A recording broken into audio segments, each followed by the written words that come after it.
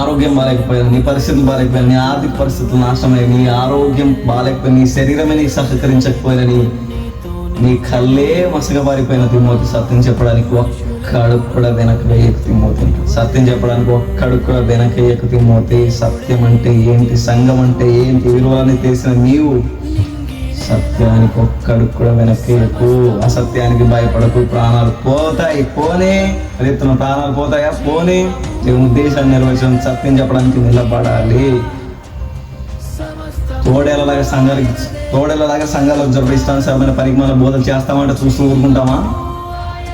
కడిగి పడేస్తాం. గుర్తుపెట్టుకోండి, ఈ క్రిస్టియన్ సొసైటీలో, ఈ క్రిస్టియన్ ప్లాట్ఫామ్స్ ఏవైతే ఉన్నావో, ఈ ప్లాట్ఫామ్స్ నుంచి ఎవరైనా తప్పుగా మాట్లాడాలి అని అంటే ఉన్నారా సత్యం చెప్పడానికి అనుకో, భయపడాలి. మరి ఎత్తున భయపడాలి. ఆ సత్యాన్ని మేము చెప్తాం.